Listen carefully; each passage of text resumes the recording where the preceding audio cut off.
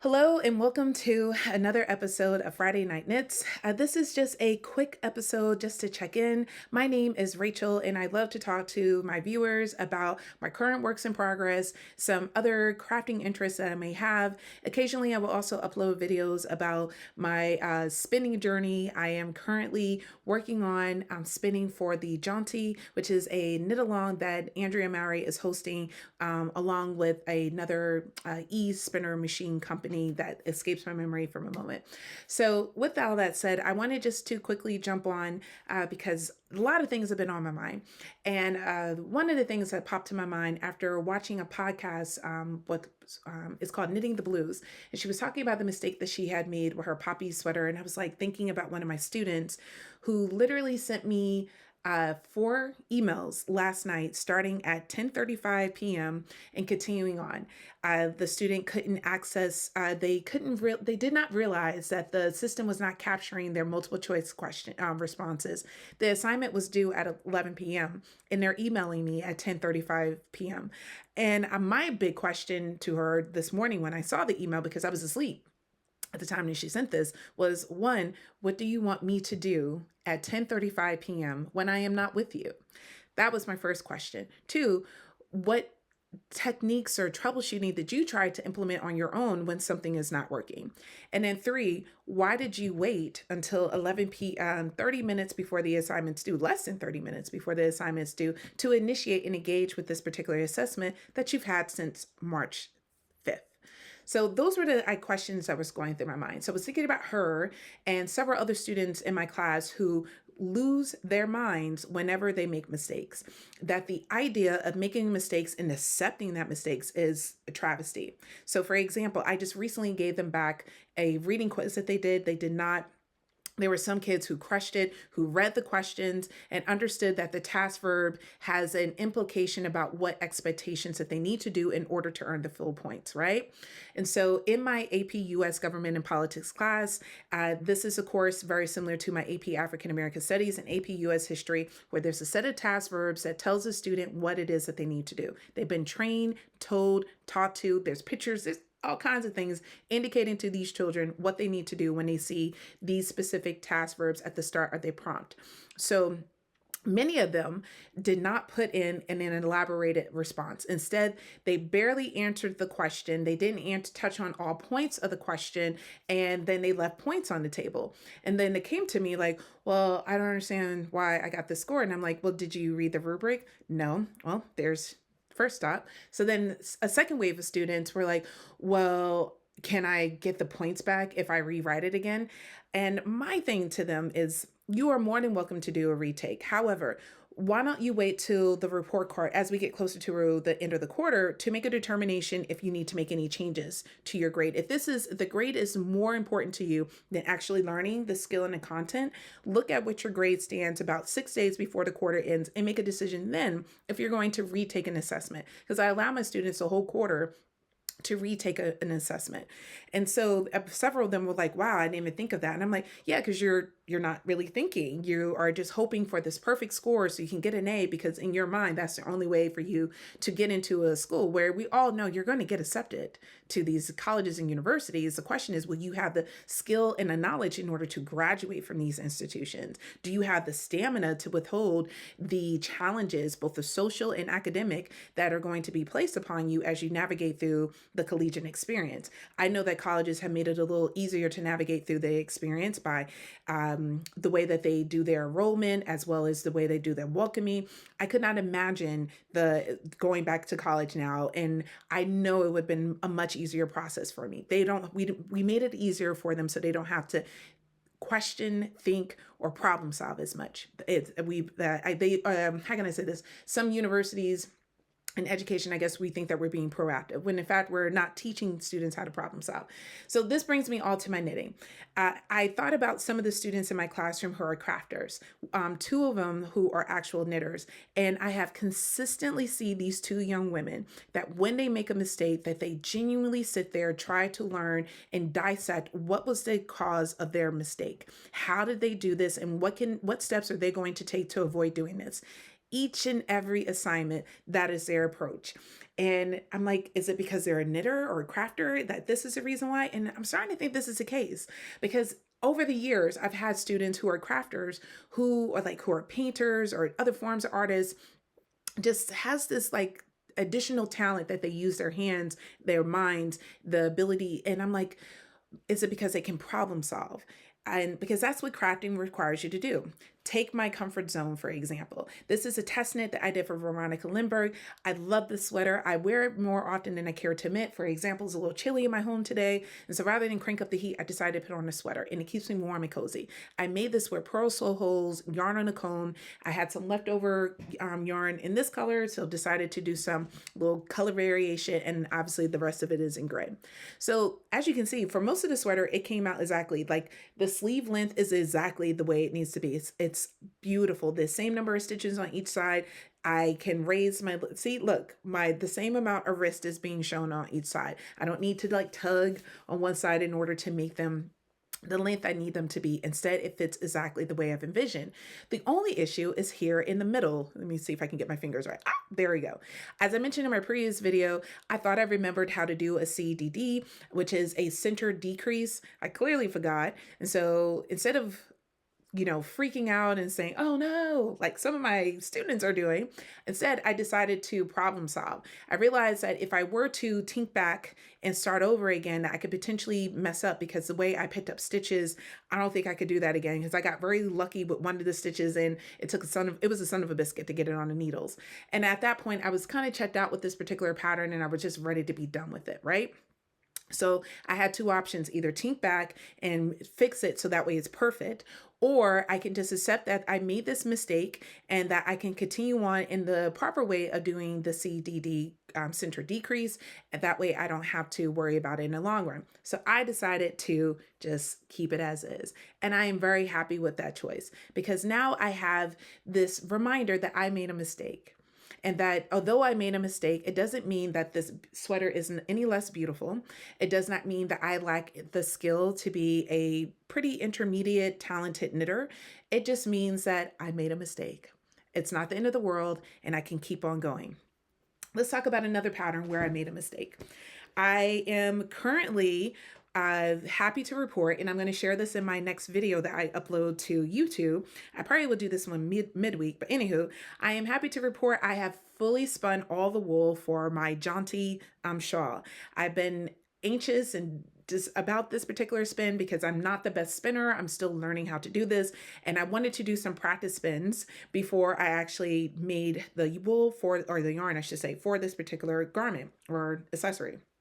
So here she is. It came out very lovely. It took a lot of work in order to consistently get the yarn to look the way I was hoping it would look. And I'm very, very proud of myself. I'm proud of the time and energy that I put into it. I'm proud of the fact that I did research and I took the time out to re-educate myself about how to do the spin, how to do the ply in order to get the wool that I was seeking. And it's something I'm trying to instill in my students, that it is okay that you make mistakes, that it's okay to be vulnerable, not only with me, your teacher, but also with your peers, where you don't have to constantly worry that someone's going to make fun of you. And if they do, learning how to cope when someone says something that's hurtful. It happens. I'm not saying I condone it, nor do I allow it to happen in my classroom in a moment.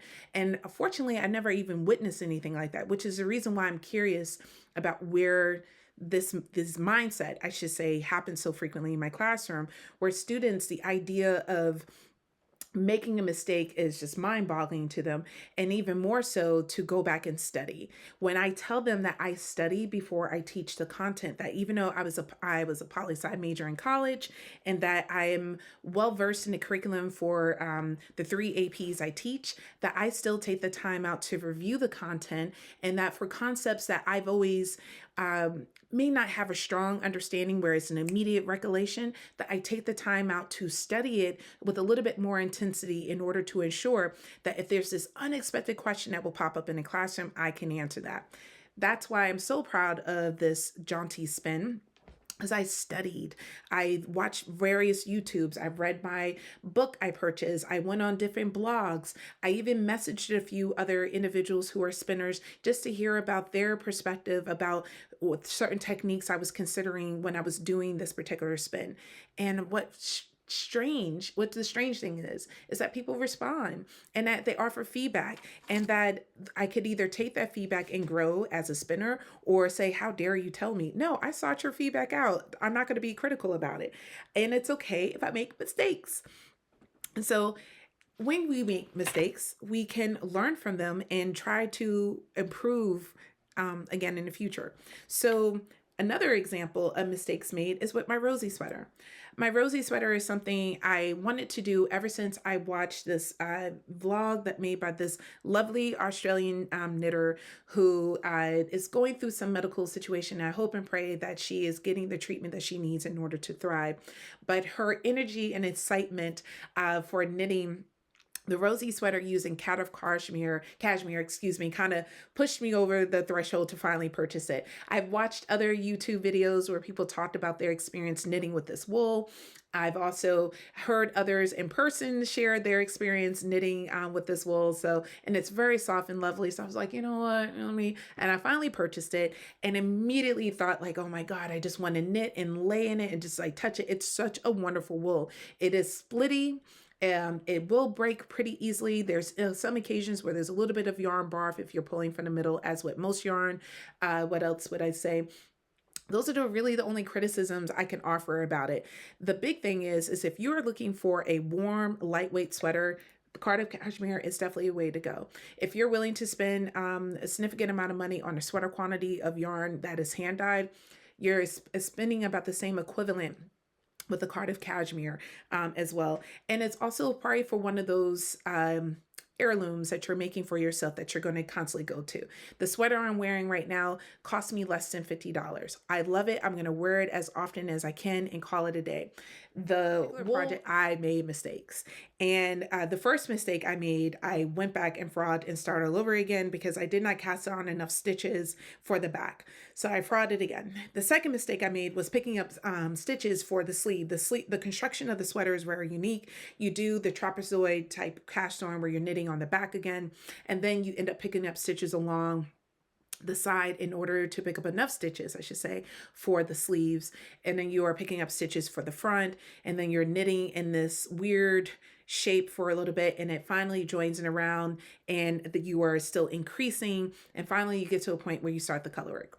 So with that said, it took a while for me to get to that point where I finally understood the construction of the sweater, because it's a very unique construction. You start out in a way in order to transition into a raglan development, and I'm enjoying it. I think it's going to be a good fit.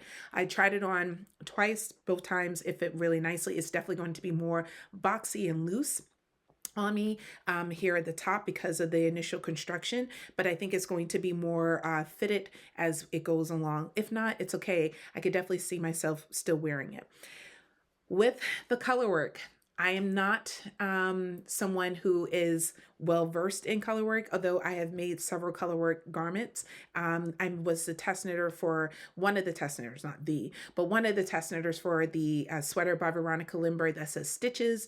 And I still cannot believe to this day I made that sweater. Although it doesn't fit as well as I would like because I made it a smaller size, it is definitely one of the most beautiful sweaters I have ever made in my career as a knitter. And I look forward to figuring out ways to wet block it a little bit better where I can have a little bit more flexibility here in the top. Other than that, that is my only criticism of that. And it's okay to criticize your garment you make. Anyway, I digress. So with this one, I had this idea that I wanted the leaves to be green and the roses to be white. And why I was struggling with the color management with this, I still to this day do not know. No matter what I was doing, I could not figure out a rhythm that allowed me to consistently maintain tension. And then I wasn't catching floats properly. And so I had this very long strings everywhere, and my fingers kept getting caught in it as I was trying to knit the garment. Then I tried switching needle sizes. The pattern recommends that you use a 4.5 millimeter needle which is a US 7, I believe. when you're doing your color work. I decided to go up to a 5mm needle, which is a US 8, because again, my tension could be a little interesting when I'm doing color work, and I know I could be a little bit of a tight knitter. So I thought that that would alleviate the problem. It did not. So then I tried increasing the length of the cord, because I typically use a 22-inch cord when I'm using ChiaoGoo's Forte needles. Occasionally I will do 30, but for whatever reason, I lost my 30-inch cord. I don't know where it went, but I have my 22 and I have my 37. So I decided to put it on my 37 cord, thinking that that will help elongate the stitches and I wouldn't have to worry about the tension being an issue anymore. I was wrong. If anything, it made it harder to move the stitches around. And again, my tension just got all loose. And I'm one of those knitters when I'm doing stranded color work that I do the combination knitting. And so I couldn't decide if I was going to hold the green and the purple in my right hand or my left hand. And so because I was struggling with that particular decision, again, still making the same mistakes, finally decided to move the green yarn into my left hand with the white yarn, and thinking that, and I finally had a little bit of rhythm, but because of the significant amount of mistakes I made in the beginning, it just was off. And then, I realized I didn't have enough stitches. Somewhere on one of the sleeves I had too many, and then the other sleeve I had not enough. I don't know where, either I dropped a stitch or I increased too much. Who knows? I just know it was incorrect. So by this point, I'm just like checked out and done. So the next day I decided to, and when I say the next day, 1 o'clock in the morning, I decided to come back and recount. The issue was that I was looking at the wrong chart. I was looking at the chart for the body rather than looking at the chart for the sleeves. So once I made that realization, I realized I had the right count, but the main reason why there was puckering in some places and just where you can see through the fabric in other places because of my tension. I had an option. I can either keep on moving along and hope that with wet blocking it will, fix the problem, or I can just frog it and come back to it again. So I decided to frog it. And I made the executive decision that I was only going to use 2 colors. Although I wanted the green leaves, I thought it would be absolutely beautiful. I really want to get better at color work. I want to improve upon this technique, and I want to make sure that when I'm making color work that the beautiful picture will emerge through the motif or whatever it is I'm knitting. Which is the reason why by doing this, I think it looks a lot better. I know, oh good. This is still in the beginning phase right now, but I am very, very pleased with what I'm doing. So my floats look a lot better than, if you saw it before, you would have been like, girl. But my floats are so much better. I found I am now catching them with a little bit of more consistent. I was catching them in the first 2 rows because of the length of the length of the yarn. However, now that I'm about 4 to 6 stitches between each color is the reason why I haven't been catching floats, and I'm still seeing that my tension is the way I need it to be and is looking magnificent. So I'm enjoying this. Another thing from learning from my mistakes is by using stitch markers. I've done that in the past, and I think that's the reason why my Stiches sweater came out so nice. You want to see the Stiches sweater? I got my Stiches sweater. Whew, this is a beauty. Really, oh my God, I am so proud of myself with this. So one of the things I learned from making this beautiful garment, I'm going to hold it on myself while I'm talking about it, is I decided to use stitch markers in order to indicate each repeat. As you know, anytime you're doing anything from a chart, there's usually a section where you're going to be repeating the expectations of the pattern. So for each repeat is where I use the stitch marker to make that indication. And I decided to apply that to my Rosie sweater. The second I added that, it was a game changer. So that's why this particular sweater is probably one of the best examples of my color work. Another reason why I decided not to go too crazy about catching floats is my Illuminate sweater. This is probably my second best color work. Again, I think I should have went up a size with this, and given the fact that I had so much yarn left over, I clearly could have benefited from that. And the reason why I feel I should have went up a size is because, again, it feels a little tight in my arms. And I heard about that with Andrea Mowry's patterns. This is Andrea Mowry's Illuminate sweater that you make in sport weight. I decided to use a DK weight yarn. So another reason why I should have went up to a needle size, because I wasn't using the same yarn weight as the pattern called for. In addition, the body fits perfectly fine. It's the sleeves. My sleeves feel a little tight. Now, this is where most of my love lives or fat. And so it's really in my arms. It's always been the case. Even when I was 110 pounds in high school, my arms have always been that size. And when you are a parent and you're constantly lifting up your toddler, my arms got a little tone, but I don't pick up my children anymore with my own hands. So hence the reason why there's a little bit of a shake, shake, shake to my arms. And this sweater does not like the shake, shake, shake. But this sweater is absolutely gorgeous. I hope to wear this one more time before it gets too warm. Because I'm trying to sneak in as many, but I can always wear it with a light wear pair of pants or something as well. But anywho, this is absolutely beautiful. As you can see the motif. My floats came out really well. Andrea Mowry really killed it with this particular pattern. And I don't know why I took so long in order to knit this, because I had such a good time. I did not want to put this down. I don't know if because it was a round yoke, or the colors, but it was one of those where I was just like knit, knit, knit, knit, knit. I could not put it down. And which is another reason why it went by so fast. I could talk about this on Blue in the Face, and I've already talked about this in other videos. If you know, you know, make the Illuminate, you would have a blast. It's such a fun pattern. And so by showing those two examples, I just want to re-emphasize the fact that, yes, I made mistakes with both of those patterns. There's mistakes in the Stiches sweater. One of the S's is a little too close to the E, or wasn't enough spacing between them. If I were to ever knit this again, I definitely would put more spacing in between each word, because sometimes it can get a little lost about what it is that you're spelling. So that would be one of my first indications. This S right here, there it is. That's the one where I made the most mistakes. But other than that, you can see the word Stiches, and it's just, oh my God, I can't believe it. It is definitely, it's such a beautiful sweater. It was a fun knit as well. This one also went off the needles really quickly. Main reason why, let's just be honest, it's worsted weight. So of course it's going to go by super fast. But I loved it. Had such a great time knitting on this. But again, made mistakes with it, was honest about my mistakes, and live with my mistakes. And so I am trying to implore my students to feel more comfortable from the fact that everyone makes mistakes and we need to learn from them. As hypercritical as they are about the actions by their school administrators who are making them use the yarder pouches to keep their phones in, which none of them do. They are also very critical of the different things that they see being implemented by our current U.S. government and some of the policies that they're implementing and whatnot. And they have solutions and they have evidence to support as to why that certain actions need to be taken and why this was wrong. So I'm like, wow, love all your opinions about these people making mistakes, and you want them to own up to their mistakes, yet you aren't willing to do the same thing. You made a mistake on your assessment or an assignment I gave you. And then rather than just saying like, yep, I did that, let me learn from this mistake so I won't do it again. Instead, you want me to clean up your mistake that you could have avoided making. Because typically the mistakes that my students make, which I'm so grateful for, very small. And it's the small things that sometimes end up impacting you the most as in the classroom. Like obviously not in the real world, but in the classroom.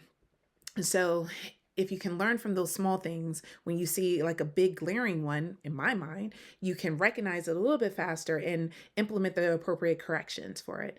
So my hope is that my students will feel inspired by, because yes, of course I talk about my knitting in my classroom. If you think I don't, of course I do.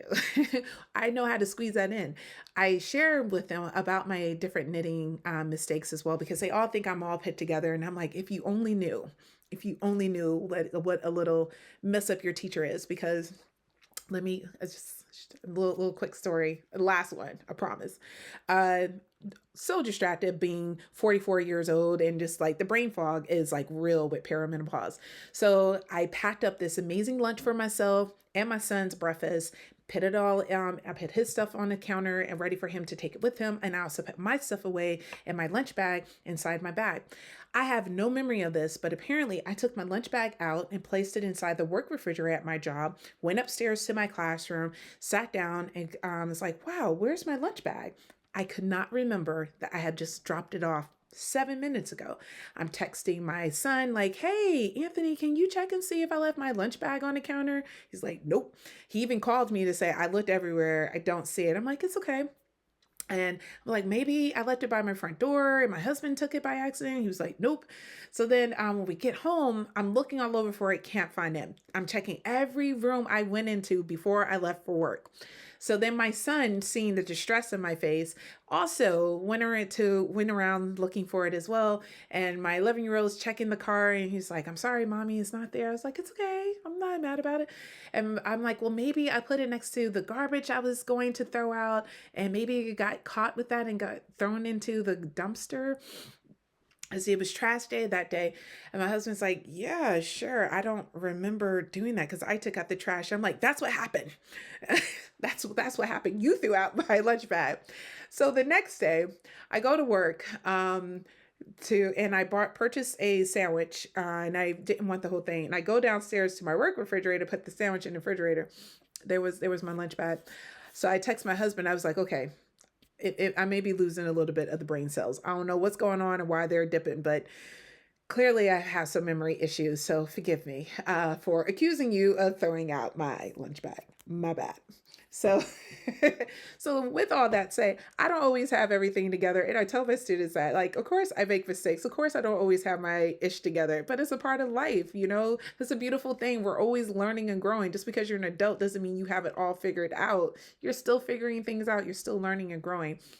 So I hope that we can, as a society, continue to help support our youth and helping them understand that it is okay to make mistakes, whether because you just didn't want to go back and read the directions because you think you know, or because you are so engaged with your favorite audiobook or podcast or whatever it is that you're viewing for entertainment that you don't look at the pattern. Or it's really late at night and you should be asleep, but instead you're trying to get one more stitch in, one more row, and you make a mistake. Mistakes happen, and the willingness in order to correct the mistake is the hardest thing. It's a hard thing to say, you know what, I am going to frog this whole sweater and do this again, because there was a time where I was just like, I can't believe I'm like letting go of hours of work. All my time is wasted, but it isn't wasted.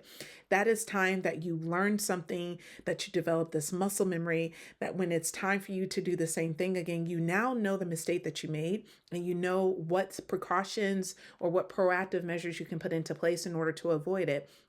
Plus, you can remain open-minded just in case those mistakes happen again. So that is all I wanted to share with you. I hope this was shorter. It feels like a little bit of a long one. Hopefully, anyway, this is why the rambles are coming in. The rambles, I'm going to continue knitting because I have the whole rest of the afternoon and evening to knit and enjoy myself, because my lovely stepson, my oldest one, is picking up the two little ones from school. So I get a chance to just stay home rather than go through that traffic and pick up the kids. So I'm really excited about my knitting and evening that I have about to happen for me. So I'm going to thank you so much for watching, and I hope you too can share in the comments about when you made a mistake, how did you learn from that mistake, and what things have you put into place to help you avoid making that mistake. If you would like to share, please do. I hope you enjoy. I get to say this. Please like and subscribe.